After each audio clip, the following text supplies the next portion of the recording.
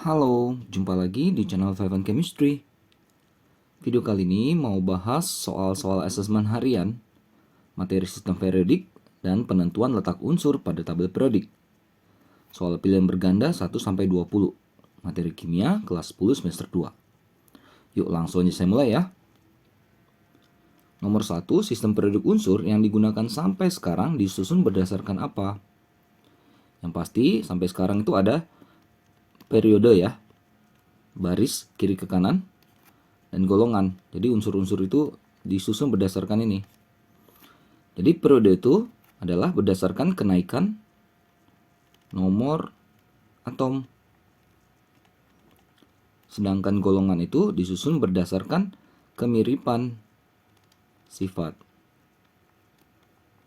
Ya, jadi kalau atas ke bawah itu rata-rata atom-atomnya itu unsur-unsurnya itu sifatnya mirip. Dan juga karena elektron valensi ya. Kesamaan elektron valensi. Jadi yang dadu. Dua faktor ya, periode dan golongan. Untuk nomor 2, unsur-unsur yang ditempatkan dalam satu golongan, kesamaan apa? Nah ini, kesamaan sifat dan elektron valensi. Yang B. Sekalian tadi ya, nomor satunya membahas soal nomor 2. 3. Ilmuwan yang mengelompokkan unsur kimia ke dalam sistem oktav berdasarkan kenaikan nomor massa atom dengan teori bahwa sifat unsur akan berulang, artinya periodik ya. Pada unsur ke-8 adalah, kalau ada oktav-oktav gitu itu punya si Newlands ya. Jadi sering disebut orang juga dengan oktav Newlands. Ya, dia susun berdasarkan kenaikan nomor atom dari unsur-unsur yang ada pada saat itu. Lalu ternyata dia melihat bahwa unsur 1 kok sifatnya mirip dengan unsur 8, 2 kok mirip dengan 9, 3 kok mirip dengan 10, dan seterusnya. 1 ke 8, 2 ke 9, 3 ke 10 itu kan istilahnya satu oktav secara tangga nada. Makanya dikatakan oktav Newlands. Yang C ya. Untuk nomor 4 ada unsur X terletak pada golongan 7A periode 3. Kan KLM ya. Unsur X. Jadi dia di periodenya cuma 3, KLM, kulit 1, kulit 2, kulit 3 artinya. 7A itu yang paling belakang, elektron valensi. K itu kan maksimal 2, L maksimal 8, tinggal isi. Tapi pertanyaannya adalah jika unsur tersebut menangkap satu elektron dari atom lain, konfigurasi elektronnya berubah menjadi gimana? Kalau dia nangkap satu elektron jadi 288. Yang C. Hati-hati ya. Jadi yang sebelum menangkap yang B, setelah menangkap yang C. Nomor 5 yang hot ya. Bertambahnya kereaktifan unsur-unsur alkali tanah dari atas ke bawah karena apa? Li, Na, K. Anggap aja 3 ini ya, alkali tanah. Oh sorry, alkali tanah bukan alkali. Be.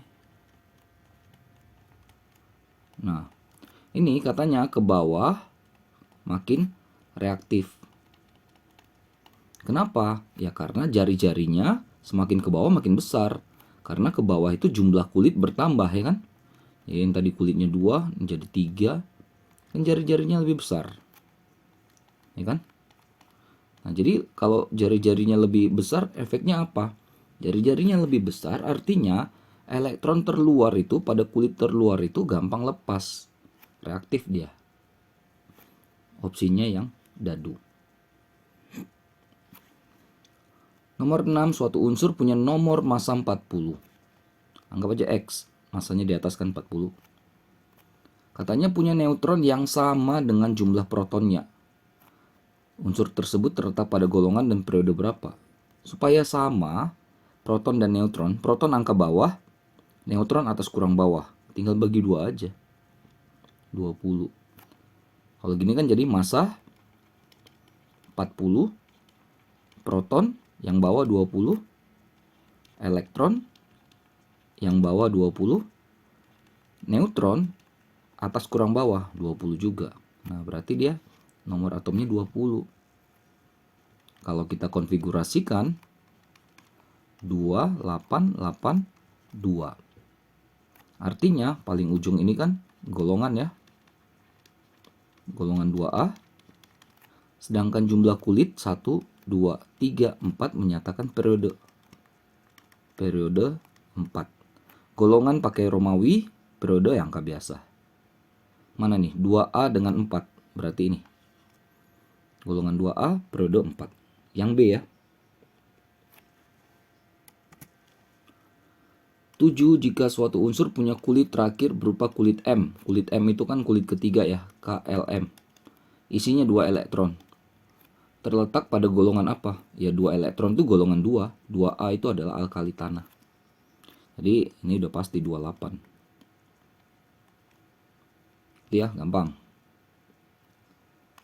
8 ada beberapa unsur yang terletak dalam satu golongan adalah unsur mana saja. Jadi penguasaan ini ya, kemampuan untuk menentukan membuat letak mereka tuh di mana di tabel periodik itu penting. Bisa berdasarkan elektron valensi atau konfigurasinya, bisa juga langsung karena ini kan gampang-gampang nih angkanya gitu ya. Nah, kayak A itu kan nomor atom 2 di sini. Ya, jadi walaupun 2 dia bukan di 2A, di 8A. Ini helium ya, jebakan tuh sering. B itu nomor 4 nih. C itu nomor 8, 5, 6, 7, 8 bisa dihitung kalau mau gampang. D itu 13, 11, 12, 13. Tinggal urutin aja dari kiri ke kanan. 18 yang E ya. Nih. Udah. Satu golongan artinya atas ke bawah gini. Ya ini A sama E. Yang B. Oke. 9, 10 ada unsur W terletak pada golongan 4A, periodenya 3. Unsur W, K, L, M. Periode 3 itu 3 kulit ya. Di belakangnya 4 gitu. K kan wajib 2, L wajib 8, beres. 2 tambah 8 tambah 4, 14. Dadu.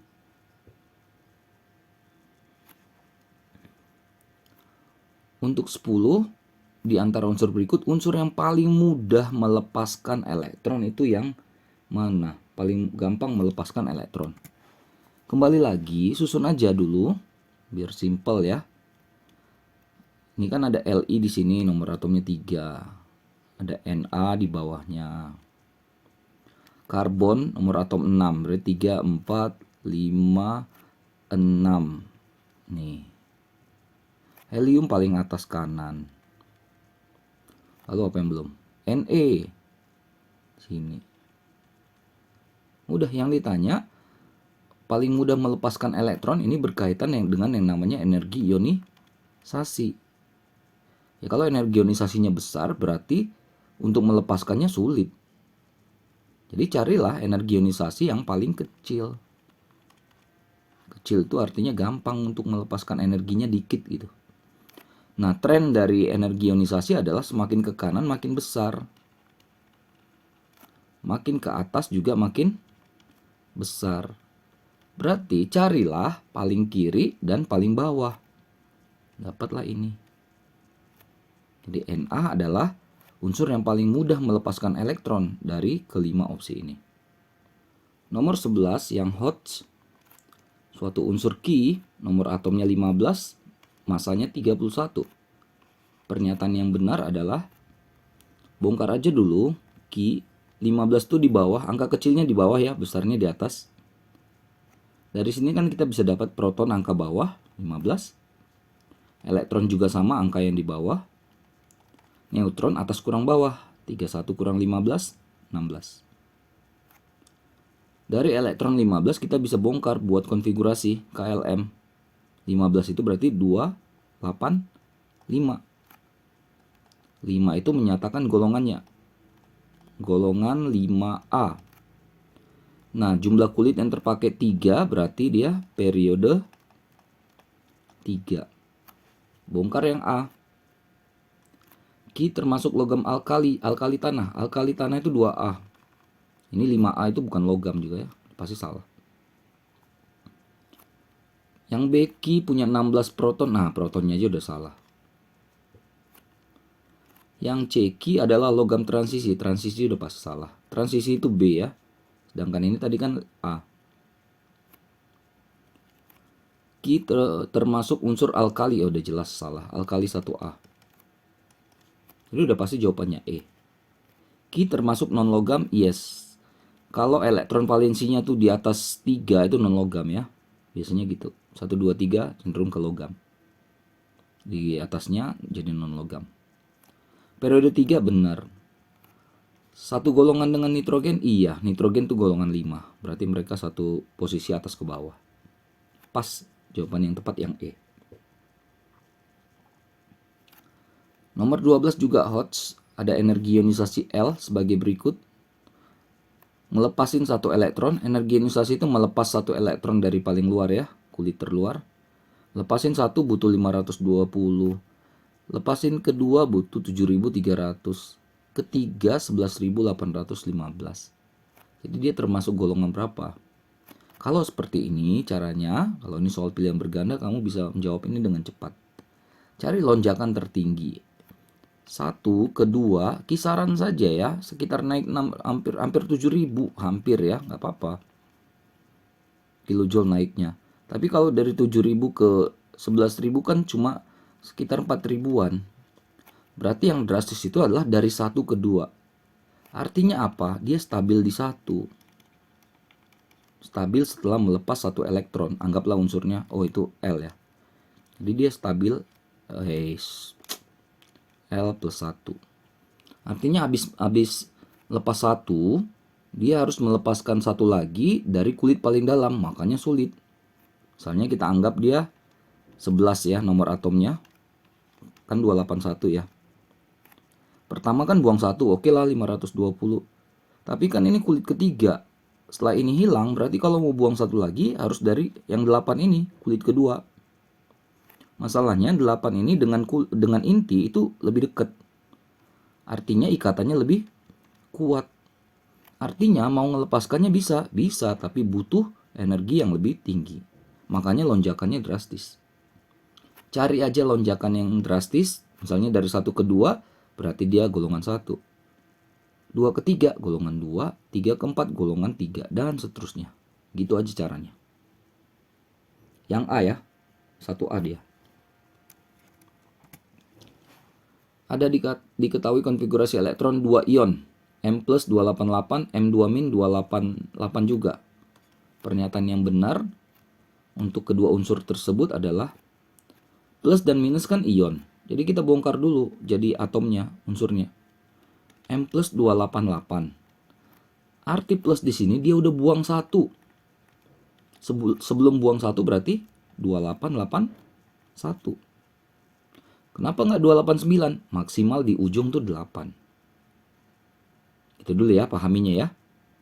Nah, N kan 2 min 288. Artinya ini udah ngambil 2. Berarti sebelum ngambil dia berapa? 286. Paham ya? Ini dulu yang harus dibedakan. Lalu ditanya sifat keperodikannya gitu.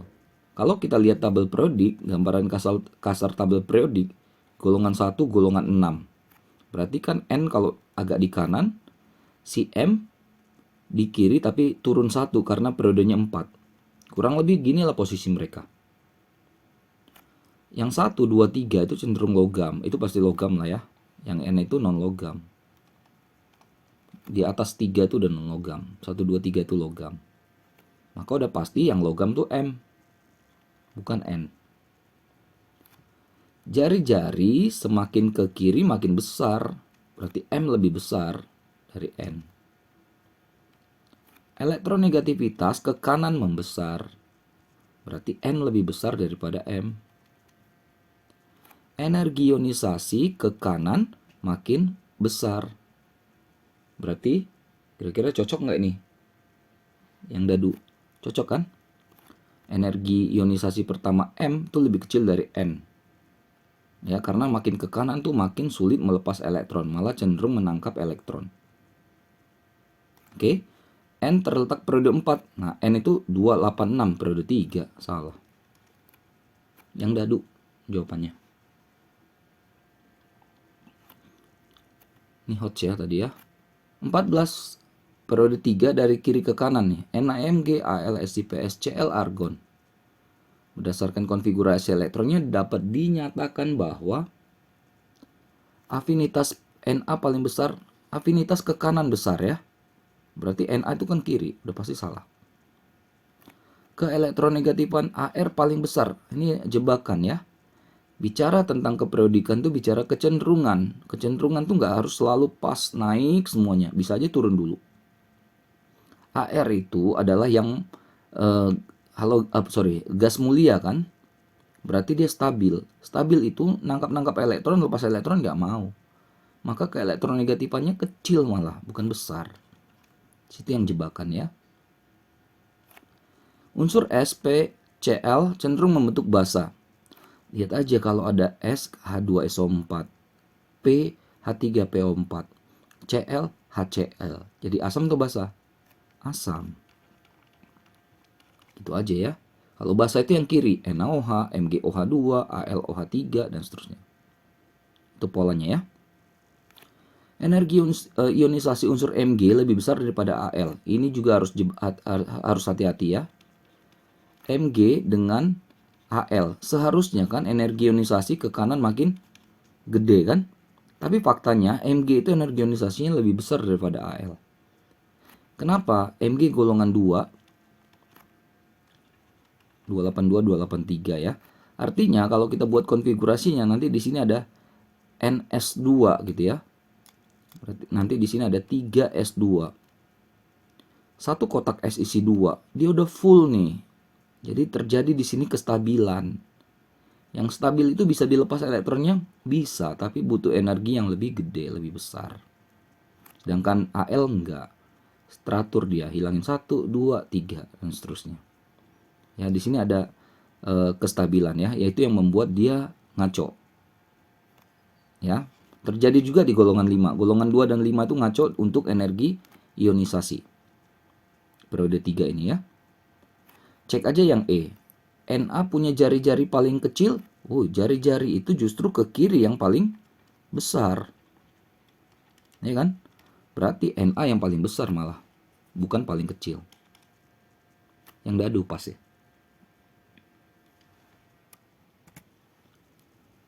15. Ini ada KOMNL. Pernyataan yang benar. K bersifat logam. Udah langsung ketemu nih jawabannya.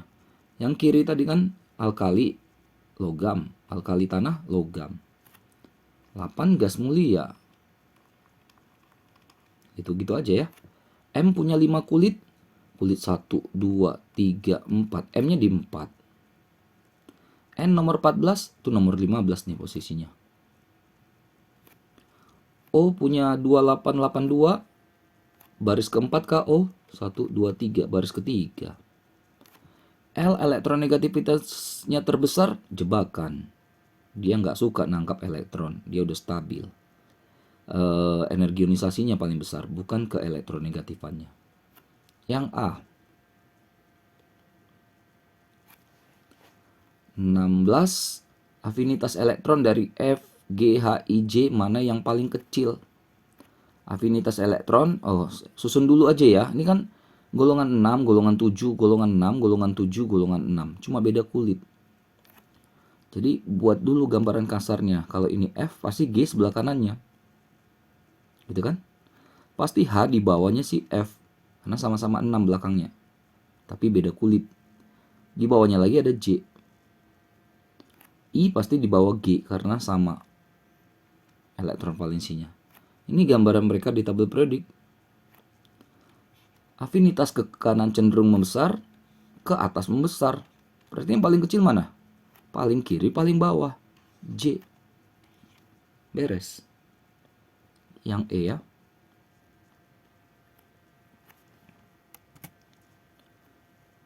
Hot lagi. Energi ionisasi pertama, kedua, dan ketiga natrium. Yang mana? Kayak tadi caranya ya. Na itu kan 11. 281. Dia lepasin satu elektron aman. Tapi setelah dia lepasin satu elektron, dia harus melepaskan satu elektron lagi dari yang ini kan. Nah masalahnya 8 ini kulitnya lebih dekat ke inti. artinya ikatannya kuat. Apa arti ikatan kuat? Sulit melepas. Makanya nanti yang kedua ada lonjakan terbesar. Jadi lihat saja dari 1 ke 2, energi ionisasi 1 ke 2, lonjakannya yang paling tinggi yang mana di antara A, B, C, D, E? Yang A. Dari hampir 500 saja, anggap kasar aja ya hitungannya ya. 500 ke 4500, naik 4000. Ya, jadi yang lain 500-an ke 1800 naik 1300-an. Jadi yang terbesar itu yang A. Lonjakan. Cari lonjakan terbesar. 1 ke 2 berarti dia 1A. 2 ke 3 2A. 3 ke 4 3A dan seterusnya. Gitu ya caranya. Untuk 18, X dan Y nomor atomnya 1935. Pernyataan yang benar tentang sifat keperiodikan kedua unsur. X dengan Y 19 itu kan 2881. 35 berarti 28 18 7. Halogen, satu lagi alkali. Udah beda jauh ya sifatnya pasti. Nah, kita cek. Sorry, ini alkali, logam ya. Halogen. Yang A, titik didih X lebih rendah. Logam pasti titik didihnya lebih tinggi daripada non logam kan. Halogen tuh gas malah sebagian. Yang B, jari-jari X lebih kecil. Jari-jari ke kiri membesar, berarti X lebih besar daripada Y. Energi ionisasi X lebih tinggi, energi ionisasi ke kanan lebih besar, makanya Y lebih tinggi daripada X.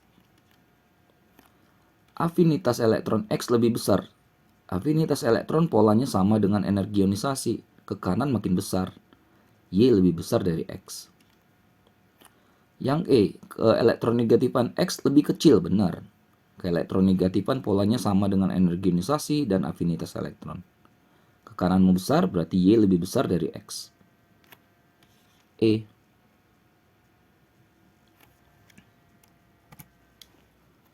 Hots lagi 19, dua soal terakhir ya. Energi ionisasi dua unsur berikut ada X dan Y. Ada 4 ini ya energi ionisasi pelepasan elektron. Pernyataan yang benar mengenai data tersebut. Kayak tadi lagi, coba bayangkan kenaikan dari masing-masing. Kalau untuk X dulu ya, 700-an ke 1400-an naik 700. Lalu naik sekitar 6 ribuan.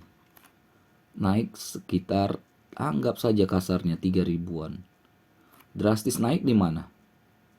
Dari 2. Berarti X itu stabil dengan 2 plus. Y dari 600 aja anggap jadi 1800. Naik 1200-an.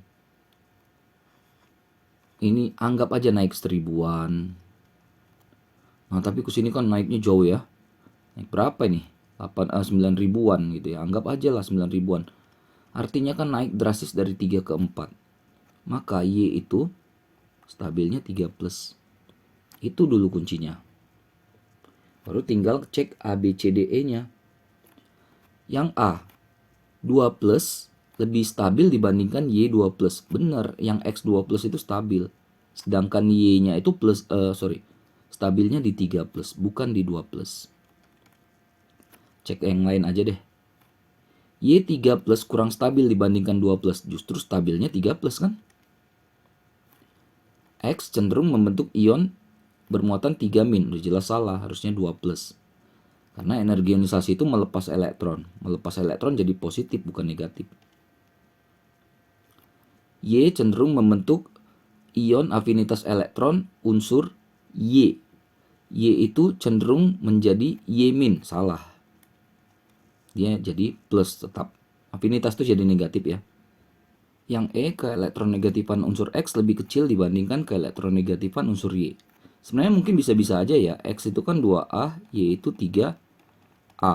Terlepas kita nggak tahu itu di posisi mana. Yang pasti ada di golongan 2 dan 3. Energi ionisasi, keelektronegatifan ke kanan lebih besar. Y itu lebih besar daripada X. Tapi walaupun ini menurut saya cenderung benar, tapi yang dibahas di sini tuh yang A ya, tentang energi ionisasinya ya. bukan bahas tentang keelektronegatifan. Saya tetap pilih yang A di sini ya. Oke, yang terakhir ada K plus Ca2 plus Ga3 plus ion-ion. Punya jari-jari ion paling kecil yang mana? Ini mirip aja dengan atomnya ini ya. Kalau kita lihat posisi mereka di tabel periodik kan kalium, kalsium, nanti ada gallium di agak kanan gitu ya. Dipisahkan oleh tengah-tengah itu transisi ya. Jari-jari kan ke kiri cenderung lebih besar ya. Makanya K, Ca, Ga urutannya adalah ini yang lebih besar, ini. Ya, dia tanya yang paling kecil ya, berarti yang paling kecil yang Ga ya. Kecil besar. Kecil Ga, Ca, Ka ini yang D. Oke, selesai ya. 20 soal pilihan berganda, asesmen harian, materi sistem periodik, dan penentuan letak unsur pada tabel periodik. Mudah-mudahan bisa dimengerti, bisa dipahami, bisa membantu buat kalian yang terutama mempelajari materi ini. Maaf kalau ada kesalahan kekurangan, silakan berkomen saja. Kita semua tetap sama-sama belajar ya. Jangan lupa cek terus update terus video-video terbaru lainnya di channel Five and Chemistry ini. Sampai jumpa dan bye-bye.